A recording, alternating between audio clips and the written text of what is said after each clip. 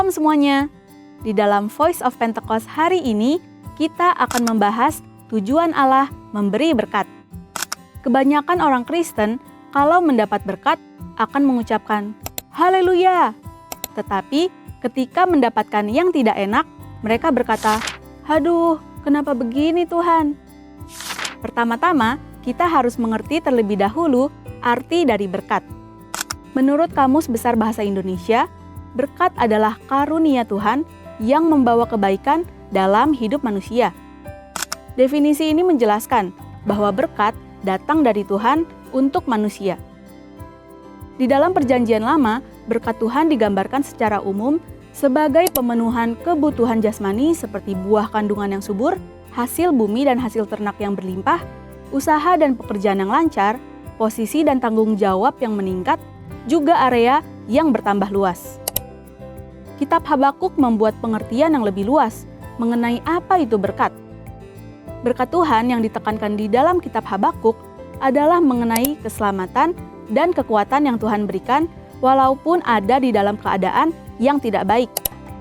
Karena di tengah-tengah keadaan yang tidak sesuai dengan harapan manusia, Tuhan tetap menyelamatkan dan memberi kekuatan. Setelah mengetahui definisi berkat, kita akan mengerti tujuan dari suatu berkat. Yang pertama, berkat menyadarkan orang akan sang sumber berkat. Kita percaya Tuhan adalah satu-satunya pihak yang dapat membuat dan menciptakan berkat, dan tidak ada satupun pihak lain yang dapat menciptakan berkat. Yakobus 1 ayat 17 berkata, Setiap pemberian yang baik dan setiap anugerah yang sempurna datangnya dari atas. Yang kedua, berkat membuktikan kedaulatan Tuhan. Sebagai sumber berkat, Tuhan adalah pihak yang dapat memutuskan dan menentukan kepada siapa berkat itu akan diberikan. Dikatakan dalam Bilangan 23 ayat 20, Ketahuilah, aku mendapat perintah untuk memberkati, dan apabila Dia memberkati, maka aku tidak dapat membalikannya. Yang ketiga, berkat membuktikan pemeliharaan Tuhan. Tumbuhan dan hewan sebagai bahan makanan bagi manusia dan hujan yang turun dari langit untuk memungkinkan hal tersebut tumbuh adalah hasil kemurahan Tuhan bagi pemeliharaan hidup umat manusia di muka bumi ini. Berkat menunjukkan dan membuktikan betapa baiknya Tuhan bagi umat manusia. Yang keempat, berkat Tuhanlah yang membedakan kehidupan orang benar dengan dunia. Hal yang membedakan antara orang yang bersungguh-sungguh beribadah kepada Tuhan dengan yang tidak adalah mereka akan menerima berkat kekuatan, pemeliharaan, dan keselamatan untuk mengatasi masalah. Maleakhi 3 ayat 18 berkata, Maka kamu akan melihat kembali perbedaan antara orang benar dan orang fasik, antara orang yang beribadah kepada Allah dan orang yang tidak beribadah kepadanya. Hal penting yang harus kita mengerti adalah walaupun orang benar dapat menghadapi masalah, namun sikap orang benar dalam menghadapi masalah akan sangat berbeda dengan dunia. Hal ini karena Tuhan senantiasa memberi damai sejahtera dan kekuatan bagi orang-orang yang bersungguh-sungguh beribadah kepadanya. Yang kelima, berkat Tuhan untuk menunjukkan kasih setia Tuhan. Ditulis dalam 2 Petrus 3 ayat 9, Tuhan tidak lalai menepati janjinya.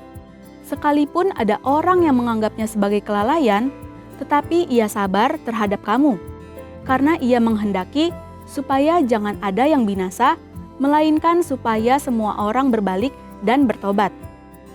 Kita yakin bahwa berkat dan pemeliharaan Tuhan membuktikan Ia adalah Allah yang setia dan tidak pernah lalai menepati janjinya. Walaupun manusia terkadang tidak setia.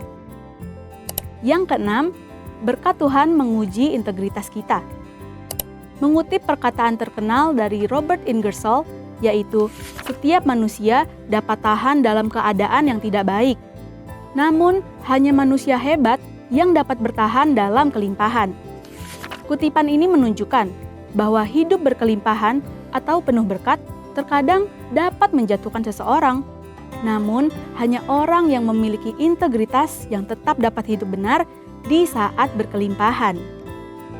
Mari saudara, terus percaya bahwa berkat Tuhan yang kita nikmati bukan hanya sekedar pemenuhan jasmani saja.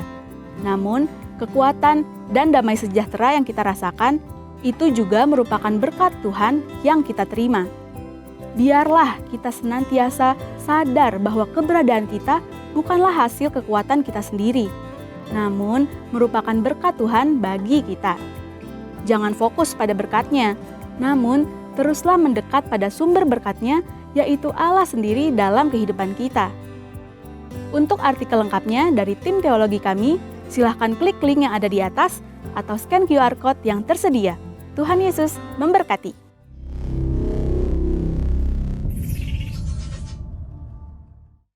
Kenalkan saya Johan Nugroho.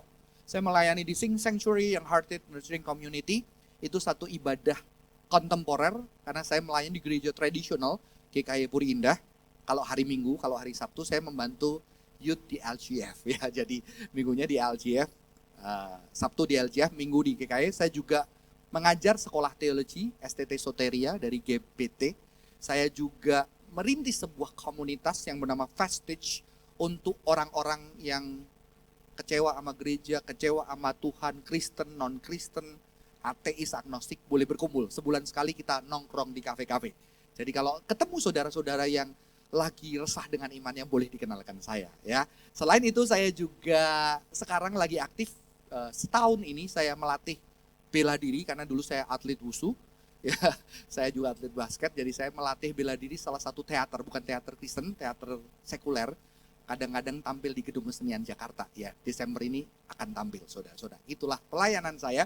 Bersyukur hari ini saya boleh melayani di tempat ini, dan kita akan berbicara suatu tema Be Here and Now. Menjadi di sini sekarang. Saudara-saudara, waktu saya kecil, saya diceritain mama saya, kalau ke pantai selatan nggak boleh pakai baju warnanya, hafal ya, satu generasi. Karena kalau pakai baju warna hijau akan hanyut. Diambil siapa? Nyali Roro Kidul. Waduh, ini udah kayak firman Tuhan aja, kita sama-sama pendidikannya ya. Nggak boleh pakai hijau karena katanya Nyi Roro Kidul itu suka warna itu, kamu nanti dianggap menyaingi ya. Saudara-saudara, ketika ada sebuah musibah, malapetaka orang itu mencoba menjelaskan kenapa, betul? Dan ketika kenapa mereka mulai melihat di masa lalu, oh dulu ini makanya ini. Mungkin pertama kali yang hanyut adalah bajunya hijau. Terjadi berapa kali kok sama-sama hijau ya? Berarti karena baju hijau. Mungkin ada yang hijau nggak hanyut kan ya? Ya, manusia selalu mencari jawaban dengan melihat ke belakang. Maka dulu, waktu orang dulu tidak bisa menjelaskan realitas, dia menjelaskan dengan mitos-mitos seperti Nyi Roro Kidul. Ya, orang zaman di Yunani juga. Tapi lalu slide selanjutnya ada sebuah kenyataan keadaan, orang mulai belajar menjelaskan secara natural, secara alami. Oh, ada ini karena ini, karena ini, karena ini. Oke? Kenapa? Karena ada api, karena gesekan benda yang panas dua. Setelah panas maka menimbulkan api. Ada orang yang menggesek. Disitulah kita mulai melihat arke, penyebab. Maka ada istilah ilmu arkeologi. Arke, penyebab. Dan anak-anak kita belajar. Maka begitu jadi orang Kristen, kadang-kadang itu kenapa bisa begini? Kenapa bisa begitu? Kenapa? Kenapa kok bisnisku bangkrut? Oh, gara-gara aku sudah males ke gereja. Kenapa aku putus cinta? Oh, sekarang aku gak pernah saat teduh. Oh, kenapa aku tahu-tahu ketimba masalah? Oh, gara-gara mungkin aku lupa ya. Aku jahat sama temen makanya timba masalah. Tapi Bapak Ibu kalau masalahnya kayak gitu, semua kita akan datang di tempat ini luka-luka, betul gak? Aku ngatai temen, mulutku kejedor tembok. Aku ngomongin dari belakang, disenggol sama mikrolet. Nggak kayak gitu. Kita berusaha cari penyebabnya apa, berusaha mengerti sehingga kita bisa menyelesaikan masalah kita. Betul nggak? Ya? Makanya akhirnya udah pastor, kayaknya aku sekarang ke gereja terus supaya bisnisku nanti nggak bangkrut lagi. Kok aku sekarang mau ke gereja lagi supaya nanti kalau punya pacar baru nggak diputusin sama Tuhan, ya kan? Kita selalu mencari penjelasan di masa lampau dan berusaha merevisi untuk bisa hidup lebih baik, betul nggak? Maka nggak sadar banyak orang hidup terjebak di masa lalu, ya, di masa lalu. Dia hidup sekarang, dia kerja sekarang. Tapi sebetulnya itu adalah jebakan di masa lalu. Ini disebut sebagai living in the past. Hidup di masa lalu walaupun sekarang. Saya kasih contoh. Saya pernah putus cinta. Akhirnya sempat, jangan-jangan mungkin aku selibat seperti Paulus. Paulus menikah nggak ya? Belum tentu, dia umur 30 loh. Dan dia pemimpin Yahudi biasanya harus nikah. Ada yang bilang kemungkinan dia nikah terus diceraiin istrinya jadi gara-gara Kristen. Atau istrinya meninggal, jadi kita tidak tahu. Ya, saya kepikir kayak Paulus saja nggak nikah. Tapi suatu hari teman saya kasihan, senior kasihan. Johan, aku kenalin ya kamu dengan seorang perempuan. Oke, dikenalin. Wah, anak GBI. Saya sekolahnya reform ya. Jadi saya kecil bala keselamatan, gedenya karismatik, Betani Surabaya. Lalu sekolahnya reform, jadi reform karismatik. Ya. Udah muda, masih muda, rematik. Lalu dikenalin salah satu teman GWI. Wah, kita keluarlah berdua. Dan luar biasanya anak GWI ini tanya Johan, kamu impiannya jadi apa? Wah, dan saya menjawab dengan cepat. Saya pengen menjadi papa yang baik dan suami yang baik. Wah, enak nggak kalau punya menantu kayak gini? Sekarang sudah beristri, maaf ya. Istri saya 1, anak 3. Ya. Kelihatannya positif nggak? Baik nggak? Mau nggak nanti punya menantu yang ingin cita-citanya jadi papa baik, jadi papa yang baik, jadi suami yang baik. Mau nggak? Tapi bisa nggak cita-cita ini dihasilkan dari sesuatu yang tidak baik? Kenapa saya pengen jadi papa yang baik? Kenapa? Jangan-jangan papa saya gak baik.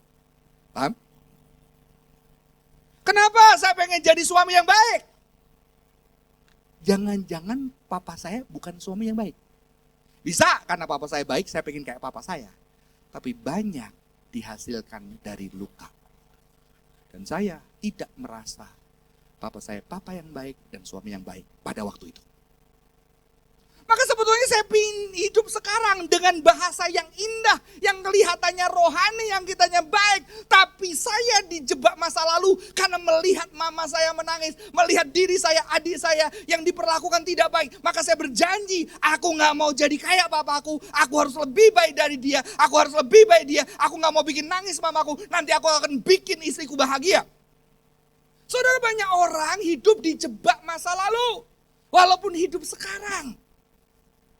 Jangan salah, mungkin saudara, aku pengen jadi bisnismen yang sukses, punya banyak uang untuk bisa tolong orang banyak. Bukan berarti Anda sedang hidup sekarang, Anda bisa dijebak masa lalu.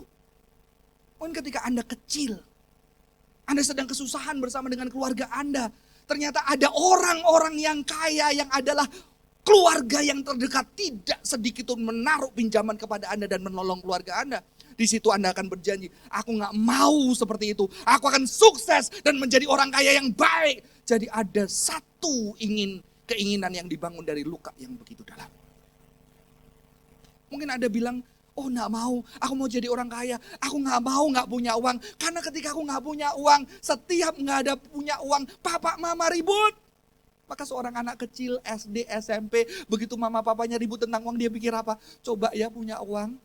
Coba ya aku bisa kerja, coba aku kalau kerja, aku kasih uang, mereka gak ribut, tapi dia gak bisa kerja, maka dia pengen papa mamanya gak ribut. Dia mimpi suatu hari punya uang, mungkin aku gak bisa selamatin mama papaku, tapi kalau nanti aku mau punya uang, mungkin anakku gak akan mengalami yang aku alami. Anakku akan seneng karena gak lihat papa mamanya ribut, karena mereka punya uang. Setelah punya uang bisa ribut gak? Karena apa? Karena kita memikirkan solusi di masa lalu ketika kita kecil. Sekarang kita lihat kehidupan tidak sesederhana itu. Kita dijebak oleh masa lalu.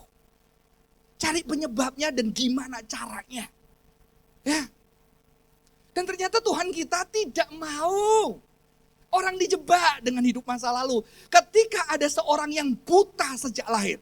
Murid-murid Yesus tanya apa? Rabi, siapakah yang berbuat dosa? Orang ini sendiri atau orang tuanya sehingga ia dilahirkan buta. Murid-murid Yesus, ini Tuhan ada orang buta. Siapa yang dosa? Karena orang Yahudi percaya kutuk keluarga. Kutuk menghasilkan sakit penyakit. Kalau dosa berarti orang tuanya dosa ya. Atau dia. Yesus jawab nggak pertanyaan ini? Karena pertanyaan ini dijebak dengan masa lalu. Ya. Sekarang kalau udah tahu, oh gara-gara orang tuanya. Beres nggak masalahnya? Enggak. Ya kan? Enggak. Banyak nggak kita nggak tahu dalam hidup ketika kita tahu masalahnya nggak beres, ya kan? Makanya ada orang bilang, hidup itu bukan untuk dimengerti. Hidup itu untuk dijalani, ya kan? Bukan untuk kamu ngerti. Ternyata banyak yang nggak kita ngerti. Kita tetap hidup nggak? Jadi jangan bilang, ya udah kalau gitu nggak perlu ngerti semuanya. Jangan. Lu udah ngerti aja tetap nggak ngerti gitu. Apalagi lu nggak ngerti gitu ya. Oh, belajar tidak mensukseskan kita. Ya udah nggak usah belajar. Lu belajarnya sukses. Kalau lu nggak belajar miskin gitu ya. Saudara-saudara lihat, ya. Ternyata banyak orang hidup di masa lalu dan Yesus tidak mau menjawab. Dan orang terjebak di masa lalu. Banyak orang yang pengen mengobati luka-lukanya tapi ternyata dia udah dapet loh. Ternyata dia gak pengen miskin. Suatu hari dia kaya. Kan dia gak pengen sedih. Ketika dia kaya, kok tetap gak bahagia? Pernah nggak waktu dulu, nanti kalau aku nikah, aku pasti bahagia gini. Ketika nikah, salah nikah. Pernah nggak? Ternyata aku pikir dulu aku bahagia kalau ini. Sekarang setelah aku mendapatkan ini, nggak bahagia banget. Oh, banyak orang ketika sukses dia pengen mengakhiri hidupnya. Karena apa? Karena keinginannya dibangun dari kesedihan luka masa lalu. Lukanya nggak diberesin dan dia berpikir ketika dia sukses dia bahagia. Ketika dia sukses lukanya tetap ada di sana. Maka ini perlu diberesin. Saudara-saudara. Banyak orang terjebak di masa lalu. Ya. Saya dulu pengen jadi orang pinter. Ketika sekolah Alkitab, wah. Saya pengen jadi pinter. Kalau nilai 100 saya pasti bahagia. Pasti pinter, tapi ternyata setelah dapat nilai 100 tetap percaya dirinya goblok. Ya kan? Karena apa? Karena pengen jadi pinter ketika rasa diri goblok. Jadi walaupun pinter tetap rasa diri goblok. Pernah? Karena di masa lalunya pernah luka. Saya ketemu wanita. Kamu kurus loh? Enggak. Gemuk, padahal kurus. Kok dia kurus lagi jadi kayak apa? Enggak kok kamu kurus, enggak, tapi wajahnya bahagia. Enggak kok gemuk, bahagia karena dibilang kurus. Tapi dia tidak percaya dirinya kurus. Gila enggak? Ya, sama kayak saya, pinter loh. Enggak lah, banyak yang lebih pinter. Puji terus. Ya kan? Enggak kok bener, ini lebih pinter. Enggak kok pinter kamu, enggak, ini lebih pinter. Supaya dipuji terus itu, tapi dia enggak percaya. Ya, karena apa? Dia sudah awalnya nggak percaya waktu kecil bilang, gendut lu, cantikan cicimu daripada lu. Ya akhirnya dia, aku mau kurus. Sesudah kurus dia nggak percaya dirinya kurus. Sampai akhirnya saya bilang, oke coba, beratmu berapa baru percaya kamu kurus? Nggak bisa jawab. Sama kayak saya nilainya saya sudah 199, senior saya bilang, kamu pinter lu, cuan enggak, gua goblok. Pinter kamu, enggak goblok, coba lihat nilaimu. Lu kurang ajar ya. Kalau lu goblok, gua apaan kata dia. Dan saya bahagia. Terus dia bilang, kamu sampai nilaimu berapa baru percaya dirimu pintar? Nggak ada kan ukurannya. Nggak ada. Karena kamu udah nggak percaya. Karena luka masa lalu merengut. Dan kamu tidak bisa melihat itu.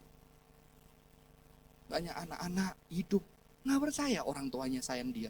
Maka berapapun sayang orang, termasuk suaminya nanti, teman-temannya nanti, dia nggak percaya karena dia sudah nggak percaya orang tuanya sayang. Kalau orang tuanya nggak dipercaya sayang, apalagi orang asing yang tahu-tahu ketemu di mall, I love you, nikah yuk, nggak mungkin. Saudara-saudara, banyak orang hidup di masa lalu, living in the past. Tapi yang kedua adalah living in the future. Orang hidup yang di masa depan. Bagus mana? Di masa lalu atau masa depan? Terima kasih. Ini Pak Yakobus sudah pengalamannya banyak. Dia udah tahu jawaban. Kalau masa depan gimana? Aku pengen sukses. Hidupnya sekarang. Aku pengen jadi manajer. Aku pengen jadi presiden. Aku pengen jadi businessman. Saya dulu waktu jadi pendeta, nggak pernah naik pesawat kan. Aku pengen. Dulu saya favorit smart. Pendeta Sintong bilang, saya itu khotbah kadang-kadang lupa di kota mana. Wih, ini kota apa? Oh, keren banget ya. Keren banget itu bagi saya. Saking naik pesawat terbang itu saya mimpi. Suatu hari saya pengen, begitu bangun saya lupa itu kota mana. Akhirnya saudara-saudara, pernah di satu momen hidup saya, seminggu bisa naik pesawat 3 kali. Ternyata saya lupa di kota mana. Enggak enak. Serius enggak enak. Ya. Kita mengejar masa depan. Kita berpikir masa depan bahagia. Akhirnya kita rela menyiksa tubuh kita yang tadi menebus kesalahan masa lalu. Kalau ini menebus supaya apa? Supaya anakku nanti bahagia. Supaya istriku gak kayak mamaku. Supaya anakku bahagia. Aku bekerja keras. Aku harus punya uang banyak. Aku harus jadi papa yang baik. Kita memaksa diri kita. Dan kita berpikir nanti kalau aku sudah sukses bisa kasih uang yang banyak beliin rumah. Aku gak pernah punya rumah waktu kecil. Aku beliin rumah, pasti anakku gak bingung. Seneng punya rumah. Pasti gak anaknya bahagia? Pasti gak?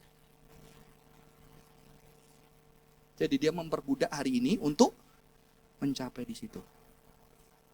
Jadi dia rela korbankan segala kebahagiaan dia untuk di sana. Ya, yang tadi korbankan untuk menebus kesalahan. Ini future sama jeleknya. Mungkin saya kasih cerita lebih cocok ya. Saya kenal satu bapak. Dia pintar banget. Sekolah terbaik. Tapi zaman itu nggak banyak beasiswa. Sehingga cuma lulus SMA. Sejak itu dia sedih karena dia selalu juara kelas. Tapi orang tuanya cerai sehingga dia tidak bisa bersekolah. Sejak itu dia bekerja keras, mulai naik sepeda motor, sampai naik mobil tepak, sampai naik mobil menjadi karyawan. Dan akhirnya mendapatkan posisi yang tinggi. Tapi dia tetap mimpi, indahnya kalau aku bisa nyekolahin anakku gak kayak aku. Maka dia bekerja keras, dia dapat istri yang juga bekerja keras, mau anaknya bahagia. Mereka berdua bekerja keras karena pengen anaknya dapat pendidikan yang terbaik. Dia hanya pekerja, tidak punya bisnis, tapi bisa menyekolahkan anaknya ke international school. Bahkan dia bisa mengirim anaknya sekolah ke luar negeri. Dengan harapan anaknya tidak mengalami ketidakbahagiaan yang dia alami. Saudara, saya ketemu anaknya. Anaknya bilang apa? Aku tahu papa mama sayang banget sama aku. Papa mama berjuang untuk aku. Aku tahu, aku gak ragu mereka sayang. Tapi aku kehilangan mereka. Karena aku pengen papa mama yang hadir. Yang gak usah kerja ikut orang. Yang punya bisnis gak usah kerja berat-berat. Supaya apa? Supaya dia ada buat aku. Aku pengen kayak bapak malah lebih bisa ada buat anaknya walaupun uangnya gak banyak. Kurang ajar dia. Parah loh. Terus saya bilang, jadi kalau nanti kamu bisa kerja, mungkin gak sukses-sukses banget tapi hadir, kamu yakin pasti anakmu bahagia dan kamu yakin kamu bahagia.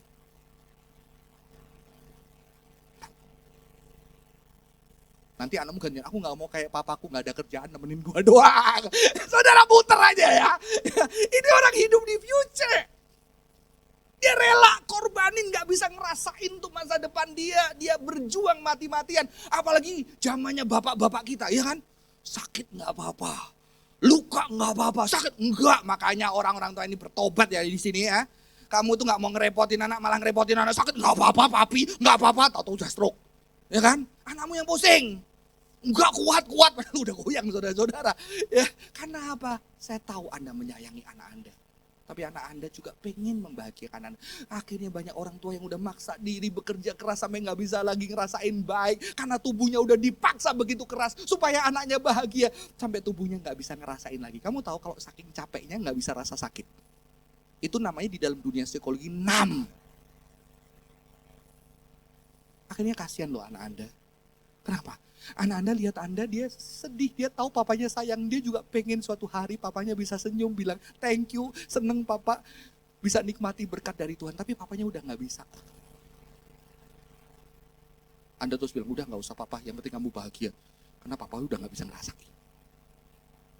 Saya lihat banyak anak kecewa sama orang tuanya, bukan kecewa papa mamanya sayang, mereka tahu papa mamanya sayang, tapi papa mamanya tidak bisa menikmati berkat dari anak-anaknya. Kadang Anda perlu belajar. Terus tersenyum, thank you ya. Ditraktir. Ditraktir anak enak enggak? Enak naktir, aku berkuasa atas hidupmu. Ya kan? Nanti kalau ngacung, siapa yang kasih duit kamu? Kamu gak bisa gini tanpa papa gitu kan. Suatu hari ada teman bapak itu, dia punya anak tunggal, dia sayang sama anaknya. Suatu hari anaknya udah gak butuh dia, anaknya papa yuk datang, aku traktir. Dia ngerasa gak nyaman loh. Kayak aku akhirnya dikasih, aku gak nyaman. Anakku gak butuh aku lagi. Justru anakmu tetap butuh Anda, butuh Anda. Anda berbahagia dengan hasil yang mereka kerjakan. Amin. Jadi nanti pulang, kalau anaknya kasih sesuatu, bilang thank you ya. Papa senang. Itu yang lebih membahagiakan anak kita. Ya. Saudara-saudara, banyak orang yang hidup di masa depan. Ya, dia living in the future. Tuhan bilang apa di dalam Yakobus 4 ayat 14? Sedangkan kamu tidak tahu apa yang akan terjadi besok, apakah arti hidupmu? Hidupmu sama seperti uap yang sebentar aja kehilangan lalu lenyap. Tuhan bilang gak usah khawatir masa depan. Ya. Kita takut apa? Takut apa? Terjadi gak? Belum. Pasti gak? Belum. Ya. Makanya Tuhan bilang apa? Masa lalumu udah ditebus di dalam Kristus. Amin. Segala yang terjadi, hal yang buruk apapun tidak akan merubah kehidupanmu hari ini. Sudah terjadi.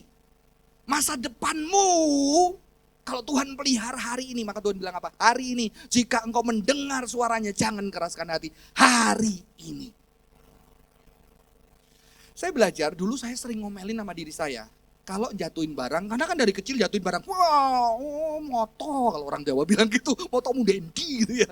Oh, teledor, akhirnya jadi teledor. Anak kalau dibilang teledor, bener-bener teledor. Karena dia takut kan, kalau takut jatuh, getar badannya, perang. Sampai hari ini tanya istri saya, selalu banyak barang di tangan saya jatuh.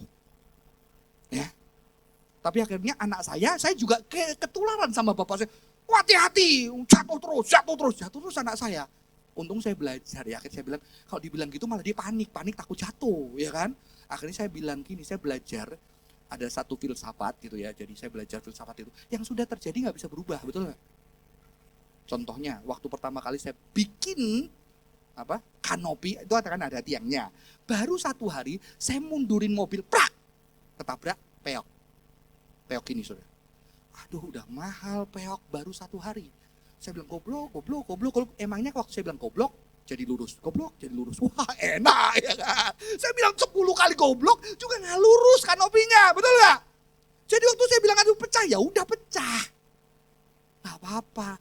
Nanti lain kali hati-hati ya, kan sama cerobos sama papa gitu kan ya. Sama-sama saudara-saudara, gak berubah, masa lalu tidak bisa dirubah. Masa depan belum datang, yang bisa dirubah kapan? Sekarang saya jadi lebih chill, mana saya pecah perang, nggak apa-apa, udah pecah, besok hati-hati, denda enggak. Istri saya nabrak mobil, peok, kaca pecah, ya udah tenang aja, nggak apa-apa, plester baik-baik, ulang, nggak usah mikirin biayanya apa. Keren banget ya. Tahu-tahu ketemu sama istri saya, dia bete. Hah, kok bete? Saya pikir saya sudah jadi suami yang baik. Harusnya kamu datang, oh ya. Ternyata kebutuhannya bukan cuma gak apa-apa, datang saya. Saudara-saudara, inilah manusia hidup di masa depan. Tapi Alkitab ngajarinya hidup di mana? Saya ajarin ya. Masa depan itu di mana? 1 detik lagi masa depan ya? Jadi hitung 1. Masa depan atau masa sekarang? 3 detik. 1, 2, 3. Masa depan atau sekarang? Jadi masa depan di mana? Nah, besok, kalau besok jadi masa apa? Sekarang. Makanya Bapak itu gak bisa, karena dia nyiksa tubuhnya, dia berpikir 30 tahun lagi dia bahagia, ketika dia sampai 30 tahun, dia udah lupa caranya bahagia. Kalau tidak belajar hari ini. Makanya Alkitab bilang hari ini, sekarang, now. Ya. Saudara-saudara, living in the present. Kita lihat slide selanjutnya. Beberapa tahun lalu ada film Kung Fu Panda. Ini cocok dengan ajaran Alkitab enggak? Yesterday is history, masa lalu adalah sejarah. Tomorrow a mystery, masa depan adalah misteri. Tetapi hari ini, today is a gift. Hari ini adalah hadiah. Maka kita sebut itu present. Present hadiah. Present now. Cocok nggak ajaran Alkitab? Ayatnya mana? Ayo. Dia ngajarin apa? Jangan hidup masa depan, jangan hidup masa lalu, sekarang.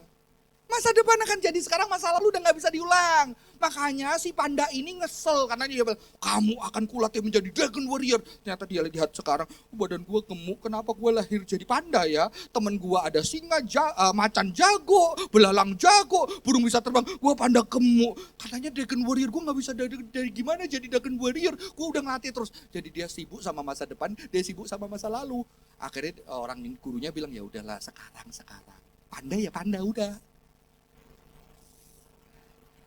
Ya, kita harus hidup di dalam masa sekarang. Ini Kristen nggak? Ini Zen Buddhisme. Saudara, dunia, nanti kita lihat sesuai dengan Kristen nggak? Dunia sekarang belajar dari Buddhism Zen, namanya mindfulness. Ya, banyak orang nggak Kristen pun belajar mindfulness. Kenapa? Ketika orang panik, pikirannya ada di mana? Pikirannya di masa depan. Nanti gimana anakku nggak kawin? Nanti gimana aku nggak punya cucu? Nanti usahaku berangkat. Dia takut akan masa depannya. Dia nyalain, kenapa dulu gua nggak belajar? Kenapa gua dulu nggak bisnis? Dia nyalahin masa depan. Ini namanya monkey mind. Pikiran kayak monyet yang lompat-lompat. Monkey king, kerasakti Sun Gokong dari sini gitu ya. Maka Sun Gokong dikasih ini kan? Ya, itu kan? Itu mindfulness. Ketika kita panik maka inhale, exhale, inhale, exhale. Akhirnya pikiran kita mikirin nafas kita. Jadi gak kemana-mana. Kalau ibu masak, mikirin baunya masakan. Gak kemana-mana gitu kan. Nanti suamiku selingkuh ya masak. Mikirin gosong gak gitu kan. Saudara-saudara, itu mindfulness. Orang Indonesia punya sebetulnya. Orang Indonesia begitu stres, langsung di bawah pohon.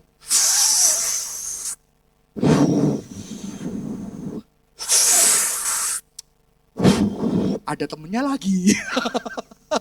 Tenang, sama-sama susah. Habis itu tambah susah karena paru-parunya rusak gitu ya, dan uangnya habis. Tapi itu mindfulness. Saudara punya sebetulnya. Ketika sedih, datang ke gereja atau di kamarnya. Allah mengerti, Allah peduli segala, kan nafas. Detak jantungnya kalau stres jadi Allah kita jadi lebih tenang, pikiran kita kepada Tuhan yang memelihara. Kita punya, apalagi digandeng sama suami. Wah, Allah, dipeluk lagi. Allah, waduh bahagia banget. Betul nggak? Now, masa depan mengacaukan. Gitu. Mereka punya mindfulness. Inilah yang disebut living in the present. Slide selanjutnya. Living hidup di masa kini. Ya. Masa lu gak bisa dirubah, masa depan gak jelas hari ini, di momen ini. Jawab Yesus, bukan dia dan bukan orang tuanya, tetapi karena pekerjaan Allah harus dinyatakan di dalam dia sekarang. Bukan masalah-masa lalu. Lu kalau tahu terus gimana? Anak saya tanya, Pak kenapa papaku lu? Ya lu tanya gitu karena papamu lu, papamu gua. Kalau papamu yang lain ya kamu tanya sama papa itu, kenapa papamu kamu gitu kan? Pertanyaannya gak bisa dijawab, terus kalau kamu tahu enggak kenapa? Kan sekarang kamu anak gua. Ya, banyak kita berusaha tahu jawaban. Ternyata nggak bisa. Teman-teman, hiduplah sekarang saudara-saudara. Tuhan mau kita hidup sekarang, bukan di masa lalu. Jadi ini sebetulnya sangat alkitabiah. Sekarang. Makanya kita diajar untuk mengucap syukur setiap hari. Sekarang. Apa? Saya tanya. Saudara tahu ada seorang yang pengen jadi master chef Indonesia. Gue mau jadi master chef. Gue suka masak. Gue akan berjuang 30 tahun lagi, 10 tahun lagi aku ikut kejuaraan. Dan aku mau jadi master chef. Bisa gak dia jadi master chef? Bisa. Bisa gagal gak? Kalau gagal sedih gak? Sedih. Kalau yang ini gimana? Aku seneng masak. Karena waktu kecil dimasakin mamaku, aku seneng masakin mamaku, tetanggaku, pembantuku, semua aku masakin. Karena aku seneng masak. Setelah aku seneng masak, ada lomba master chef ikut. Kalah menang gak apa-apa. Pokoknya aku seneng masak. Kalah ya udah tetap masak. Sesekali ikut lagi. Bisa gak jadi juara master chef juga? Bisa. Kalau kalah dia tetap masak gak? Kenapa? Karena dia hidup di dalam sekarang. Banyak orang Kristen terjebak masa lalu, masa depan, lupa hari ini. Saudara tahu, saya menaruh visi sudah bukan di sana, visi di hari ini. Karena 10 tahun lagi Johan hari ini. Bagaimana aku hidup hari ini? Visi saya taruh di hati yang Tuhan kasih. Maka saudara-saudara, slide selanjutnya, sebelum ada Kung Fu Panda, ada Mother Teresa. Sudah ngomong gini, yesterday is gone, tomorrow has not yet come. We have only today, let us begin. Yang lalu udah lewat, yang depan belum datang, adanya hari ini, do it. Saudara, Teresa jadi pelayan umur 16. Kira-kira Teresa gini gak? Aku menyerahkan diri menjadi melayani sesamaku. Nanti 40 tahun lagi seluruh dunia akan mengenal seorang mother yang penuh dengan kasih. Yang bernama Mother Teresa. Kira-kira gitu gak? No. Sehingga seandainya 40 tahun kemudian Mother Teresa tidak dikenal dunia. Dia tetap melakukan pekerjaannya gak? Tetap. Saudara, kita perlu belajar.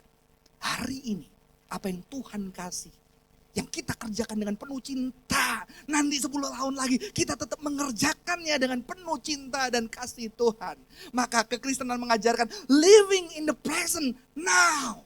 Saudara, dunia ini mengenal past, present, future karena ada di dalam waktu. Kalau dunianya Tuhan gak ada masa lalu, masa depan. Di dalam kekekalan gak ada masa depan, masa lalu. Yang ada adalah nowness, kesekarangan. Ini filsafat, gak usah dijelasin lagi, pusing. Saudara-saudara, apakah hanya living in the present? Kekristenan?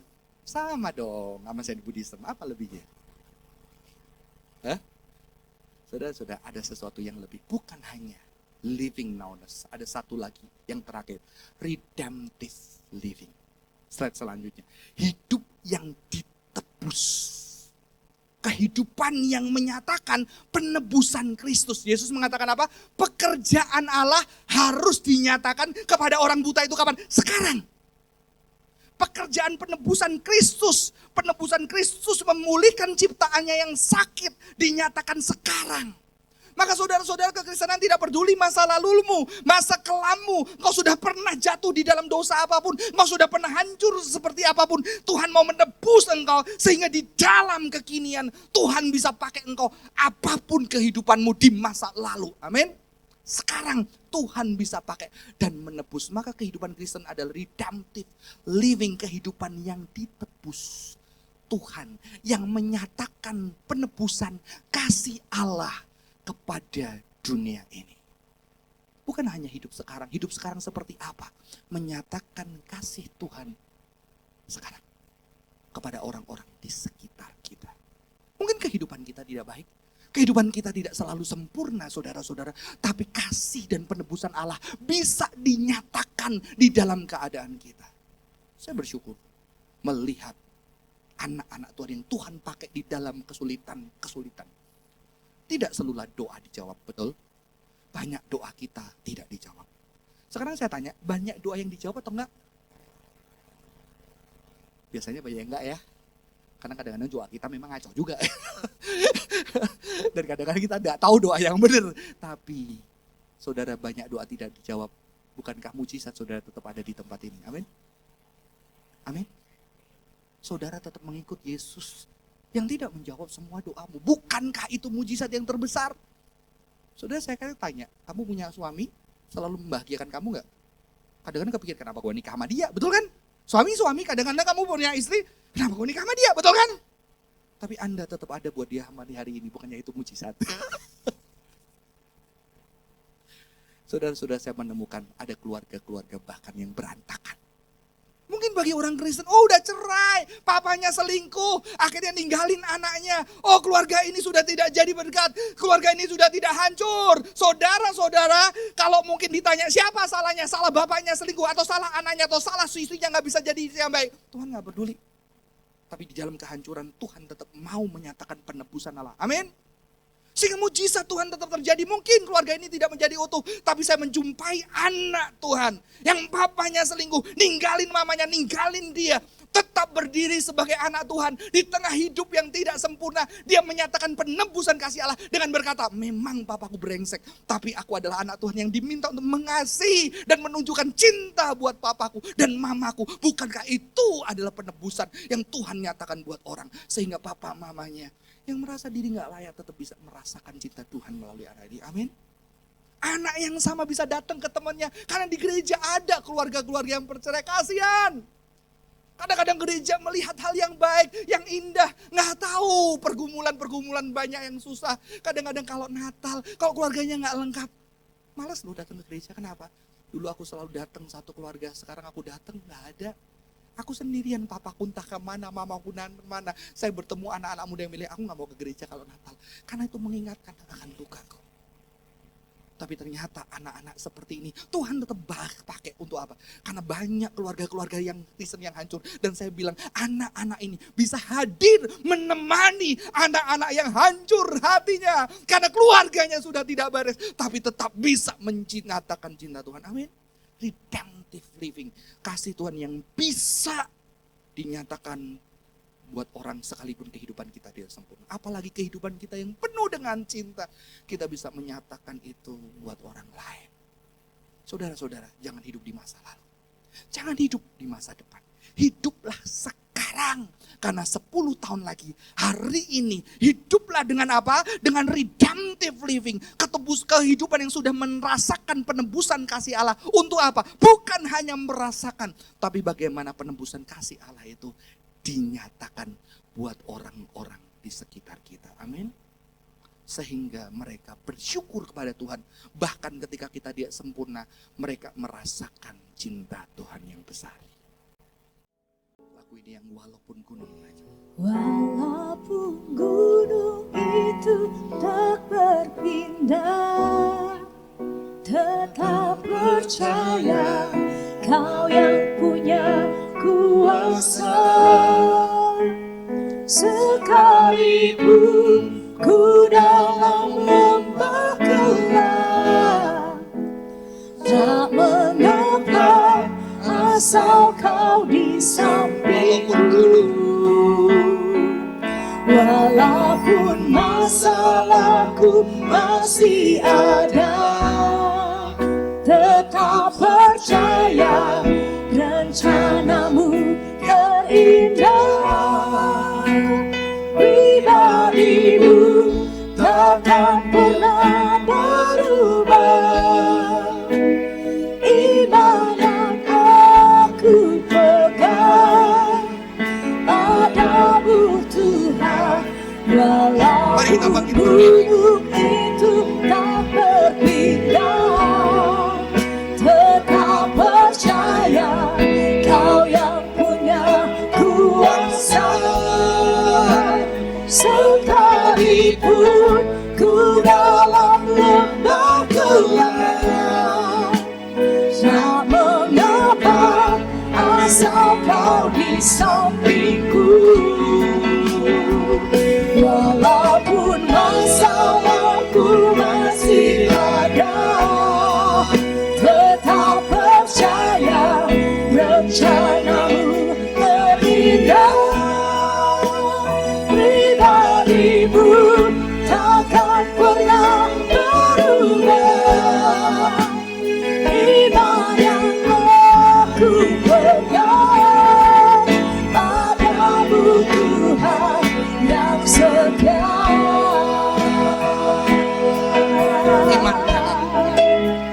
Pribadimu takkan pernah berubah. Iman yang aku pegang padamu Tuhan yang setia. Mari kita tenangkan sejenak. Masalah boleh ada. Doa boleh tidak terjawab. Tapi Anda ada di tempat ini. Itu juga mujizat. Saya percaya kadang kita dijebak oleh masa lalu. Ketakutan-ketakutan kita. Usaha kita menebus dengan kekuatan kita akan dosa luka di masa lalu. Dan kita hidup tidak sekarang, kita berjuang untuk masa depan, kita khawatir, kita perbudak hari-hari kita. Sehingga kita tidak punya kepekaan melihat begitu dahsyatnya cinta Tuhan yang Tuhan sudah nyatakan di dalam keseharian kita. Karena pikiran kita lari ke masa depan di dalam segala kekhawatiran, menyalahkan masa lalu, berusaha menembus masa lalu. Padahal Tuhan mau menunjukkan cintanya. Mungkin Tuhan selalu menunjukkan cintanya setiap harinya. Tapi tubuh kita sudah tidak merasakan.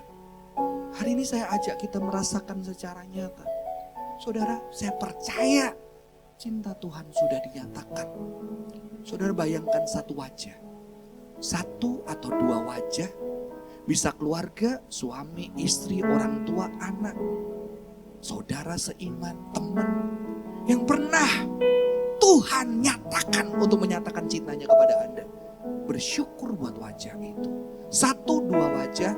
Kalau itu anak Anda, suami Anda bilang, Tuhan ternyata ada. Ada wajah-wajah itu. Wajah yang menyinari hatiku dengan cinta-Mu Tuhan. Terima kasih buat istriku, terima kasih buat suamiku. Terima kasih buat anakku dengan senyumnya yang tulus. Terima kasih buat mungkin almarhum orang tua kita.